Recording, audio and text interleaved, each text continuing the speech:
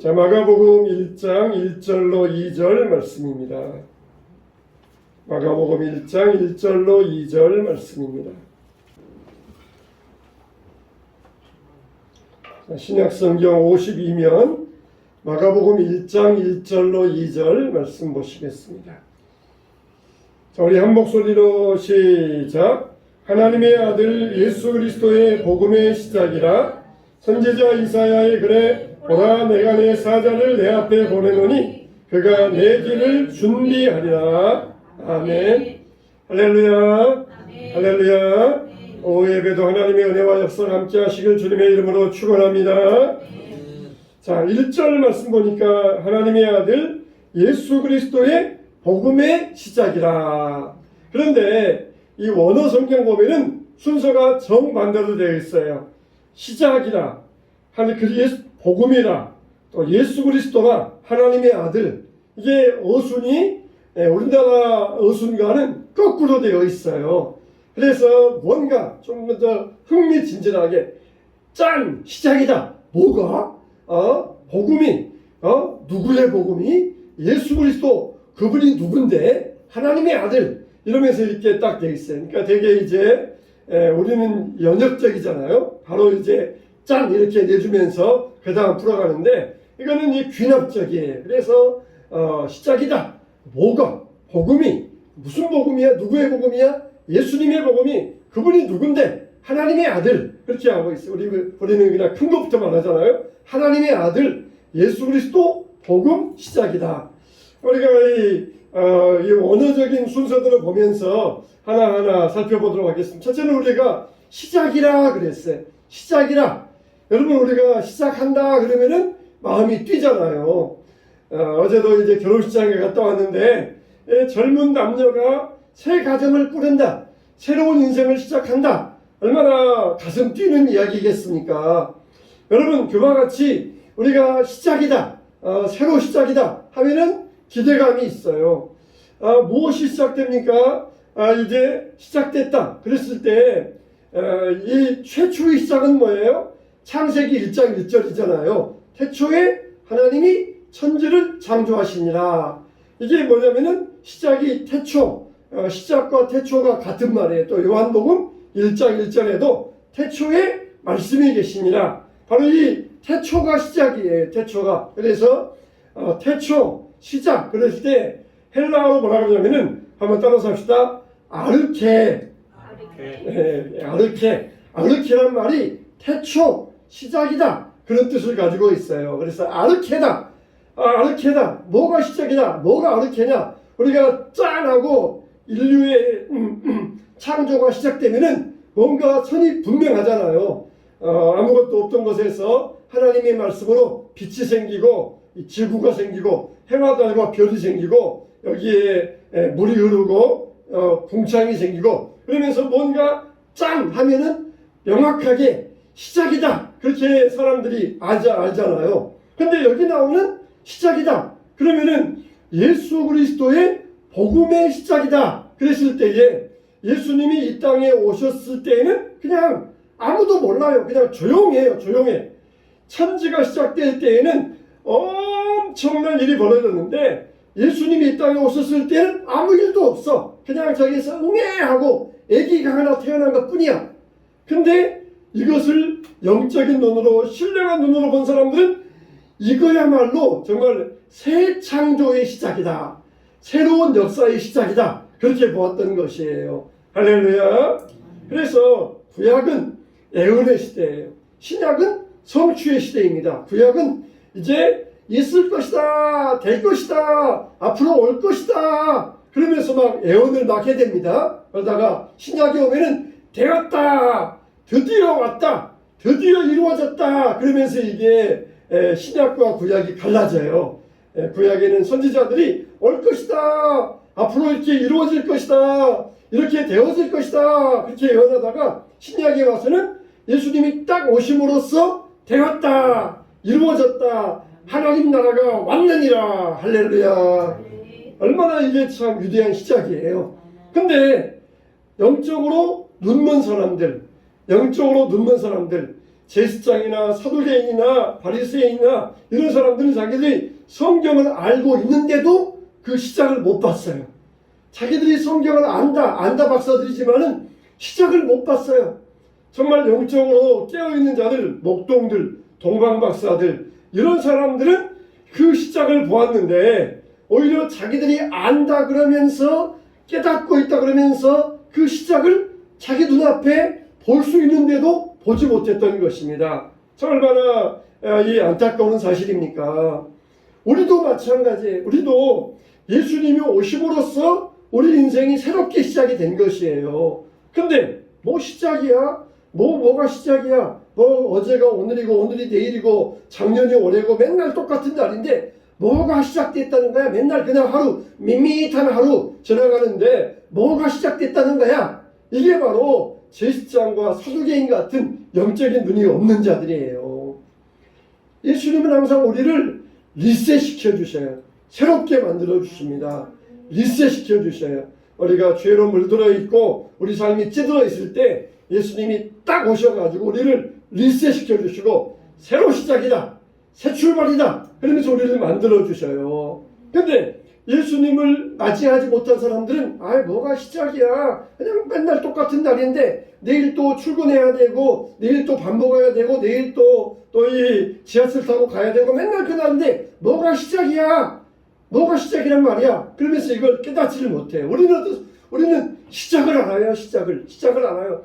어린아이가 딱 태어남으로써 이제는 새로운 복음의 시작이다 그러면서 이제 우주적인 선포가 있었고 천사들의 찬양이 있었는데 이걸 못 본 사람들은 그냥 어제처럼 그냥 뭐 베들레헴까지 가서 애기 낳은 거 보려고 뭐 갈 필요 뭐가 있어, 귀찮아, 그냥 여기서 할 거야, 그냥 교회까지 가서 예배 드릴 필요에 뭐가 있어, 그냥 집에서 하면 되잖아 그러면서 이게 새로운 시작을 영적인 눈이 가리워져서 보지 못했다는 것입니다. 여러분, 창세기의 시작은 선이 명확해요. 누구나 알아요. 또 종말 때 예수님이 오심으로써 새하늘과 새 땅의 시작은 또 누구나 다가 알아요. 근데 그 중간에 또 시작이 있는데 예수님이 이 땅에 오심으로써 새로운 시작으로 말미암아 그것을 알아보느냐 못 알아보느냐에 따라서 천국과 지옥이 나눠지는 것이에요. 알아보는 사람은 생명을 얻고 영생을 얻지만 시작되었다 이걸 알아보지 못하는 사람들은 천국에 들어가지 못하게 되는 거예요. 여러분 어떻습니까? 창세기만 시작이고 종말만 시작이 아니라 우리 인생에 이런 시작이 있어야 돼요. 새로운 시작. 내가 이전에 과거의 것을 버렸다. 내가 이제는 이전 사람이 아니다. 내가 이제는 새로운 피조물 되었다. 내 삶이 새로 시작되었다. 분명하게 우리에게 시작이 있어야 돼. 새로운 시작이 있어야 돼. 그게 우리를 천국 백성으로 만들어 주는 줄로 믿습니다. 세상 물질이라고 하는 것은 사람들에게 물질에 젖어 있는 사람들은 이런 예수님의 영적인 시작이 별로 자기들에 와닿지 않아요. 그건 별로 시작이에요. 마치 그냥 복권이 딱 당첨돼가지고 내일부터 그냥 내가 억만장자가 되었다. 그러면 드디어 내 인생 새로 시작이다. 막 그냥 주식이 막 대박 나가지고 막 비트코인이 대박 나가지고 내가 억만장자가 되었다. 그러면 내 인생 시작이다. 그러면서 물질적인 것만 가지고 판단하는 사람들은 이 영적인 새로운 역사의 시작을 못 보는 것이에요. 눈으로 볼 수가 없어요. 시작이다. 시작이라는 거예요. 시작이라는 것. 저기 동굴에 갇혀있는 사람들은 새해가 시작되었는데도 그 시작을 모르는 거예요. 동굴에서는 항상 깜깜하니까 하루 종일 해도 안 뜨고 그러니까 맨날 같은 날이니까 새해가 시작되어도 모르는 것과 마찬가지예요. 밖에서는 새해가 시작되었다 그러면서 막 가슴이 뛰고 새로운 결심을 하는데 동굴에 갇혀있는 어둠의 사람들은 새날이 시작되는 것을 못 느끼는 것과 마찬가지예요. 저와 여러분들은 이 믿음의 새날을 주님 안에서 새롭게 맞이하시기를 주님의 이름으로 축원합니다. 우리는 날마다 새로운 시작이에요. 날마다 새로운 시작. 예수님이 우리를 어제를 또 리셋시켜 주시고 또 우리 삶을 또 리셋시켜 주시고 우리를 주 안에서 날마다 우리를 새롭게 하여 주셔요. 그래서 어제까지 내가 실수했던 것 다 쌓아놨으니까 그건 내가 자책하면서 살 것 버려버리고 이제는 다시 오늘부터 시작이다. 새로운 날이다. 그게 예수님 안에서 축복이 되는 것입니다. 이런 새 출발의 선상에서 주님과 함께 믿음의 시작을 이루어 나가시기를 주님의 이름으로 축원합니다. 두 번째로 뭐라고 했어요? 복음이다 그랬어요. 시작이다. 뭐가? 복음이야. 복음. 복음이 뭡니까? 우리가 복된 소식, 기쁜 소식이라고 그러잖아요. 시작되었다. 기쁜 소식이 시작되었다는 것입니다. 진정한 복음은 뭡니까? 바로 예수 그리스도시에요. 여러분에게 있어서 최근에 개인적으로나 가정적으로 좋은 소식은 뭐가 있었습니까? 네, 개인적으로 기뻤던 소식, 또 가정적으로 좋았던 소식, 그런 게 뭐가 있습니까? 가정에 새로운 아기가 태어났습니까? 또 가정에 어떤 사람이 결혼을 하고 취직하는 그런 일이 있었습니까? 그런데 세상에 이런 모든 좋은 소식들은 유효기간이 있어요. 유효기간이. 아무리 좋았던 그 기쁜 소식도 어느 정도 지나면은 별로 좋은 소식이 안 돼요. 그냥 그런 소식이 돼요. 세상의 모든 소식은 다 유효기간이 있다는 거예요. 유통기한이 있어요.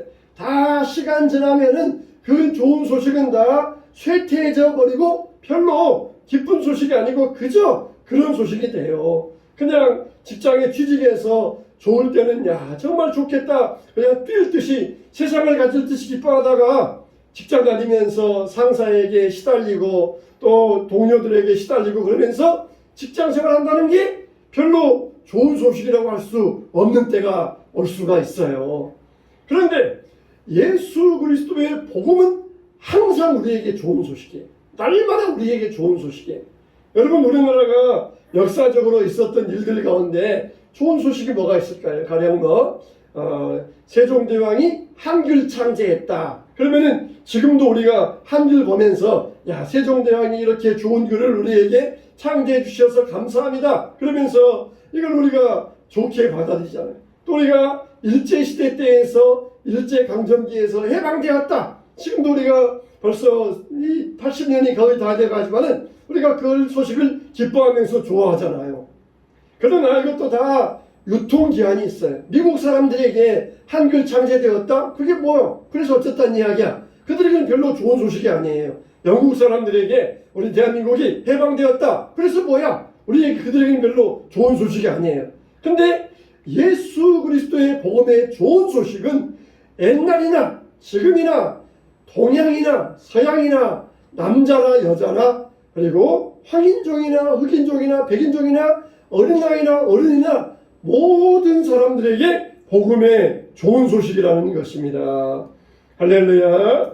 그래서 복음의 좋은 소식은 바로 예수 그리스도십니다. 우리 인생에 예수님이 나를 찾아오신다. 이것만큼 좋은 소식이 없어요. 여러분 만일 내일 대통령이 아니면은 어떤 굉장히 높은 사람이 여러분이 존경하는 사람이 여러분 집을 찾아온다고 생각을 해보세요. 그러면은 집안도 청소하고 준비하기에 바쁠 것입니다. 그런데 대통령이 어제도 오고 오늘도 오고 내일도 오고 또 그 다음 날도 오고 또 오고 또 오고 또 오고 그런다 그러면은 그 다음부터는 이제 지겨울 것이에요. 아이고 언제 안 오나 그만 왔으면 좋겠다. 아무리 대통령이 온다 그래도 지겨워지게 될 것이에요. 그러나 예수님이 나를 찾아오신다. 예수님이 우리 가정에 찾아오신다. 이거는 언제가 지나가도 이거는 항상 좋은 소식인 줄로 믿으시기 바랍니다. 할렐루야. 예수님이 오셨습니다. 예수님이 우리 교회에 함께 하십니다. 예수님이 우리 가정에 오십니다. 예수님이 이 민족 가운데 주재하시고 주인 되어 주십니다. 이거는 세월이 아무리 지나도 100년 지나도 500년 지나도 우리에게도 자손들에게도 이거는 항상 좋은 소식이에요. 항상 기쁜 소식이에요. 예수님은 언제 오셔도 우리를 위하여 좋은 소식을 가지고 오는 분이세요. 그러니까 예수님만이 이 세상의 소망과 기쁨의 원천이라는 것입니다. 예수님께서 우리를 죽음에서 구원하여 주시고 죄를 용서하여 주시고 그리고 모든 축복이 예수님 안에 있습니다. 할렐루야. 모든 축복이 크게 아멘 하세요. 예수님 안에 있습니다. 할렐루야. 예수님이 오셨다는 것 언제 오셨다는 것도 나에게 기쁜 소식이에요. 즐거운 소식이에요. 예수님이 오셨다. 기쁜 소식이에요. 여리고성이 예수님이 오셨다. 바디모에게 그 기쁜 소식이었어요. 예수님을 만나고 눈이 띄어졌던 것처럼 예수님을 우리가 그렇게 날마다 기쁜 소식으로 받아들일 수 있어야 됩니다. 대통령처럼 오늘 오고 내일 오고 매일 오면은 지겹겠지만 그러나 예수님은 언제 오시도 우리에게 기쁘고 우리에게 삶의 행복이 되는 것입니다. 그래서 항상 여러분들 예수님 맞이할 준비하고 살아야 돼요. 예수님 맞이할 마음의 태도를 가지고 살아야 돼요. 세 번째로 뭐라고 했어요? 예수 그리스도 복음. 누구의 복음이야? 예수 그리스도 유앙겔리온. 누구의 복음이냐? 그랬을 때에 유앙겔리온, 이 복음이란 말을 만들어낸 사람들은 누구의 복음이냐 그랬냐면은 로마의 시저 황제, 로마의 가이사의 복음이다 그렇게 했어요. 로마의 가이사의 복음이다. 가이사가 지금 이방 나라에 가서 이방 나라를 물리치고 전쟁에서 승리해 왔다. 이거는 시저 가이사의 복음이다. 가이사의 유앙겔리온이다. 그렇게 사람들은 선포하고 있었어요. 근데 이제는 가이사의 복음이 아니라 예수 그리스도의 복음이라는 거예요. 예수님이 이 땅에 오셔서 하신 일 세 가지가 있어요. 뭡니까? 우리를 하나님과 함께 있게 하시는 것. 그리고 두 번째로는 우리를 위하여 십자가 지심으로 우리의 죄를 대속해 주신 것. 세 번째는 우리에게 영생을 주신 것. 이게 예수님이 하신 일이에요. 다시 한번 말씀드려요. 첫째는 예수님이 하나님과 우리를 함께 있게 하신 것. 두 번째는 우리의 죄를 대속해 주신 것. 세 번째는 우리에게 영생을 주신 것. 이게 예수님이 이 땅에서 오신 세 가지 사명이에요. 그래서 복음이다. 누구의 복음이냐? 예수 그리스도의 복음이다. 그분이 오셔서 뭘 했는데? 우리를 하나님과 함께 있게 하시고 우리 죄를 다 씻어주시고 우리에게 영생을 주셨다는 거예요. 영생을 주셨다는 것. 그래서 로마 시대 때 가이사는 이 백성들에게 복음을 주기 위하여서 때가 되면은 시간만 되면은 항상 전쟁하러 가요. 전쟁하러. 전쟁하고 이기고 돌아온 다음에 백성들이 막 좋아하면서 가이사의 인기가 막 올라갑니다. 그러다가 이제 점점점 시간 지나면 인기가 떨어져요. 그러면 또 가이사가 우리 또 전쟁할 때가 됐다. 그러면서 군사를 모아가지고 또 전쟁하러 가요. 그래서 또 전쟁하고 이기고 많은 그 포획물을 가지고 돌아오면 또 막 인기가 높아집니다. 그래가지고 또 이제 올라가다가 또 내려가면은 또 우리 전쟁할 때가 됐다. 또 가요. 아무리 대통령이 초창기에 인기가 좋아도 경제정책 실패해보세요. 그러면 인기가 확 떨어집니다. 그러면 또 이제 대통령이 인기 얻으려고 또 부양책을 막 마련하고 막 수출 정책을 마련하고 그래가지고 또 막 이렇게 어느 나라에 가서 정상 만나가지고 뭐 몇 조 원 수출하기로 했다. 그러면 또 막 인기가 높아지고 그러다가 또 낮아지면은 또 가서 막 계약을 맺고 그러면서 이게 인생이 되는 일이잖아요. 근데 예수님의 인기는 식을 줄 모릅니다. 예수님의 인기는 식을 줄 몰라요. 예수님은 항상 영적 전쟁에서 승리자이셔요.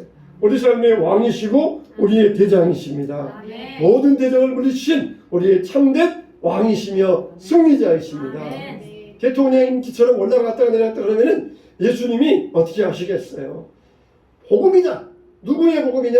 예수 그리스도의 복음이라는 것이에요. 예수 그리스도는 항상 우리의 복음이 되십니다. 예수님이 오시면은 내 모든 삶의 문제가 해결됩니다. 내 모든 질병을 치유받습니다. 우리 가정의 모든 어둠이 다 물러갑니다. 예수님을 모시시기 바랍니다. 네 번째로 뭐예요? 하나님의 아들이다. 누구의 복음이냐? 예수 그리스도. 그분이 누구냐? 하나님의 아들이다. 인간의 아들이 아니라 하나님의 아들이라는 거예요. 하나님의 아들. 하나님의 아들이 말은 신성을 강조합니다. 그래서 이 하나님의 아들이 우리와 함께 있게 하기 위하여 이 땅에 오셨다는 것입니다. 그래서 예수님은 하나님의 아들이시다. 그분에게는 권세와 능력이 있고 그리고 그분에게는 축복이 있다는 것입니다. 왜요? 하나님의 아들이니까. 전지전능하신 하나님의 아들이니까 그분에는 세상의 모든 권세와 축복과 영광이 그분 안에 있다는 것이에요. 그래서 무한하신 예수님 안에 있다. 그래서 귀신들도 예수님을 알아보기를 하나님의 아들, 다윗의 아들, 하나님의 아들 주 예수여.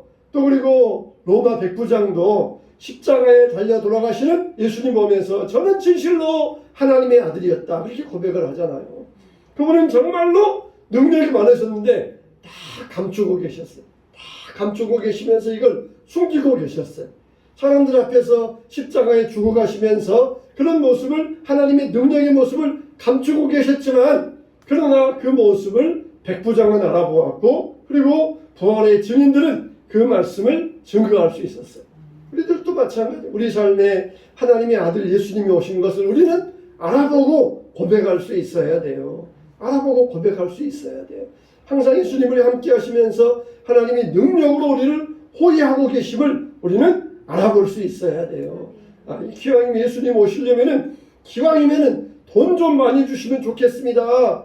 그래가지고 돈 생기면 좋아하고 그런 게 아니라, 돈이 있으면은 야 하나님의 아들 오셨구나 그게 아니라 예수님이 그 능력을 감추고 계셔요. 왜 그래요? 애들이 7살 난 애들이 엄마 돈 1,000만 원만 주세요. 그러면은 엄마가 돈 1,000만 원 있어도 절대 안 줍니다. 걔들에게 1,000만 원 주면은 오히려 깡패들에게 빼앗기니까 1,000만 원 안 줘요. 우리가 하나님 앞에 돈 달라 그래도 하나님께서 우리에게 안 주실 때가 있어요. 우리가 정말 필요하면 주시지만 안 주실 때가 있어요. 그와 똑같기 때문에 그런 거예요. 하나님이 우리에게 능력을 감추고 계신다 할지라도 예수님은 하나님의 아들 되셔서 우리의 보호자가 되시는 줄로 믿습니다. 사랑하는 성도 여러분, 이 복음의 시작을 통하여서 저와 여러분도 새로운 믿음의 역사를 새롭게 시작하면서 과거의 모든 것들 다 리셋시켜버리고 십자가 밑에서 날마다 새로운 피조물로서 건강하고 믿음의 축복된 삶을 살게 되시기를 주님의 이름으로 축원합니다. 축원합니다.